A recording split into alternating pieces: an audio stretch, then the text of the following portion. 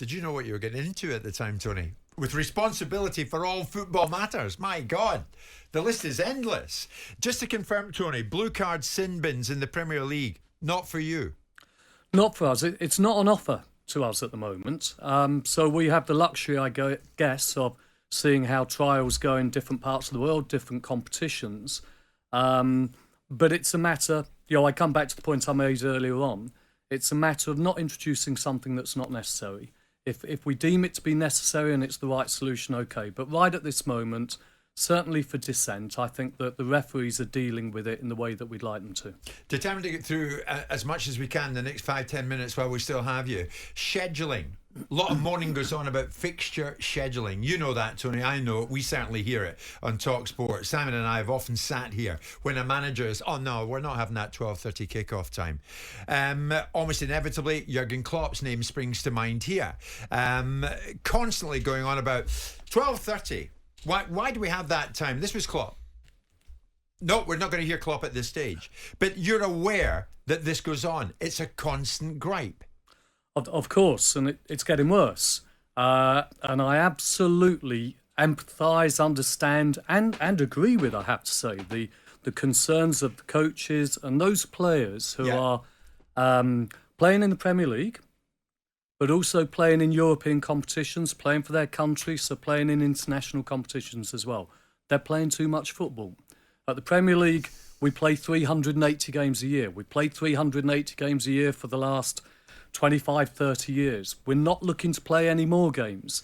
So the Premier League is staying the same size. But around us, of course, UEFA are expanding, FIFA are expanding, and we're having to find solutions in our calendar to accommodate those extra fixtures. What do you do, Tony, at the Premier League when you hear threats, warnings, if you like, from the PFA that legal action might be considered if they are not brought to the table or players aren't brought into the conversation about increased fixtures?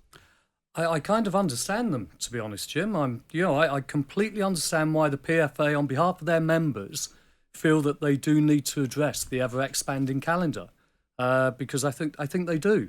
But again, I'd say it's not an issue here. And to be fair to it's very glib, though, Tony, because it's the issues with your scheduling, and the reasons why your games are scheduled is because of your broadcast commitments. And the Premier League doesn't give a monkeys about anybody else besides the Premier League. It doesn't do very much for the EFL besides its obligations with solidarity payments that it gave years ago to get around the elite player performance program and the compensation for clubs. We both know that one very well. It doesn't really care about the European competitions. It only cares about itself. It's been allowed to run amok in English football at times, the Premier League. So how do you push back against that sort of assertion? Because it's all well and good you saying, yes, we do appreciate that. We do appreciate they're playing too many games. The players are doing this. But the argument comes from people like Jurgen Klopp statistically saying, we're playing every Saturday at 12:30 because of the broadcast slots that you guys have sold. Okay. If I may, I'd say two different matters. One is about the volume of games, and I come back to 380 game points. Mm-hmm. The second one is about where those games are placed. And you're absolutely right. The placing of the games is largely determined by the broadcast slots that are negotiated between the league and broadcasters every few years. And I'm sure, I know you'd agree, Simon, the Premier League have done a very good job about that historically. And that money economically, that money gets shared out amongst Premier League clubs and also gets distributed through the pyramid. Some would argue not enough. We'll see about that when the regulator comes in. Yeah. Some would argue not enough, but it's more than any other country in the world, of course. Mm-hmm. Now, I'm not going to get into that argument. That's for other people. But the money gets distributed through the pyramid. And we do what we can to schedule games for clubs to accommodate them. Since I've been in the job, the 12:30 slot on a Saturday, for clubs playing away in Europe on the Wednesday, we no longer say to them they have to play at 12:30 on Saturday, which they were doing previously. The Christmas schedule has been... So you are listening? We are listening, and where we can, we do accommodate. We're on the side of our clubs, obviously. We represent our clubs. So where we can, we do something about it. But the calendar is tight. The calendar is very squeezed. And we have to work with the EFL. We have to work with the FA through the working practices agreement we've got to find the slots in the calendar that suit everybody or least affect everybody. So the Premier League are sympathetic to the PFA. You don't like. You're critical of the PFA a lot of the time Because I think they're a disgrace. because he thinks they carp and moan all the time, Tony. Not happy with that. Not happy. Well, what are you happy with? But you're saying no.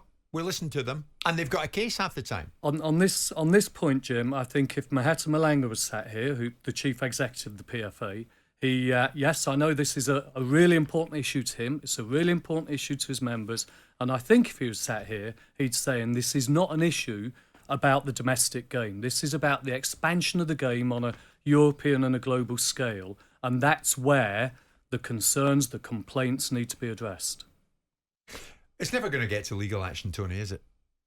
It's never going to get to legal action being taken by the PFA on behalf of their members. You would certainly hope not, Jim, but I'm not close enough to know where that is. It's not a Premier League issue. They can wash their hands of it. This is the Premier League are all right, Jack. Right? It's the fact that teams are playing in the FA Cup, the fact that teams are playing in the League Cup, the fact they've got international commitments, and none of those really do the Premier League care about. No, but it's a problem with the Premier League, Sam, if the players go on strike. As Pep threatens. It is and it isn't, because ultimately they're not going to have grounds to go on strike, and that's all PFA nonsense. What the PFA spend their entire time doing is telling you what they won't do rather than what solutions they'll provide. The challenge is that the economics of the game have got such a huge point that the players are taking all the benefit for the upside, and the downside is more games. And it's not the Premier League only play 38 games. It's the other 20 games that a small selection of the clubs that are playing in the Premier League are causing the problems, because it's not Southampton when they're playing in the Premier League and their 45 games that causes concerns. Yeah. It's the 65 games that Liverpool are playing and Manchester United might have once been playing and Manchester City are playing that becomes the noise, because unfortunately with success comes greater participation in other tournaments, and the Premier League can do nothing about that. So it's not their issue. Tony, while you've been talking, messages come in all the time. Please ask Tony Scholes while you've got him in studio, Jim. What about players falling over at the slightest touch? Does it not drive them mad? It drives us mad as fans. There's a Wolves fan very annoyed at Brentford players seemingly constantly time wasting at the weekend. The list goes on and on and on, Tony. You'll be aware of that. We certainly are. What do you see in your role, Tony, as Chief Football Officer at the Premier League, responsible for all football matters? What do you see as your main priority in the coming days and weeks, and the biggest challenge you've yet to face? The biggest challenge that you know is round the corner? Well, if I say to you what we're working on in the immediate future, which may or may not answer the question if I'm frank. That's okay. Yeah, everybody's got a view on the game, and rightly so. That's what makes the game so good, so attractive. Everybody's got a view on it. And critically, we need to understand the views of the key participants. So the managers, the head coaches, the players, the captains. And we're doing a big survey over the coming weeks of the views of all of those people, and club executives and supporters, to understand their views on a whole range of matters. Owners, of course. Whole range of matters to do with the game itself. Is VAR threshold in the right place? What are their views of the handball law in certain situations? Does this challenge constitute serious foul play or not? So those kind of matters to help inform PGMOL as to where the game sees things. We have, of course, in the key match instance panel, we've got former players, former coaches on that speak to the referees every week about their decisions on instance and whether or not they as former players think that the referees have arrived at the right decision as well. So it's making sure that the opinions and the voice of those people, the participants in the game, are being heard, and we can, through PGMOL, they can interpret the laws in the way that they think suits the English game, because it is different than other parts of the world. Do you think Premier League referees, Tony, on the field of play should be braver, stronger? Well, I think they need to, this season, I think they have been. And the reason why I think they have been is they've had the confidence that the game's going to support them. So the participant behaviour charter brought in, not just by ourselves, but by the FA and the EFL as well, with the support of the LMA and the PFA, has given the referees confidence to deal with matters that What's previously... the biggest challenge you're facing? Just to finish off with. The big one you're thinking, geez, how are we going to overcome that? Okay, we need to... This is me talking, we need, not necessarily you guys, need to make sure that the Premier League is in a great place. It's the preeminent league competition in the world, And I think it's important for us, and it's important for the whole industry that we keep it there. So we need to keep our access to global talent there. So we need to develop our young players, but we also need to be able to access global talent as well. Post-Brexit, that became more difficult. So ensuring that we retain some access to global talent, I think, is really, really important, and that we continue to develop and attract the best coaches from around the world.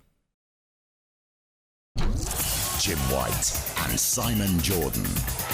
Monday to Friday mornings from 10 on AM, on DAB, via the talkSPORT app and on your smart speaker. talkSPORT.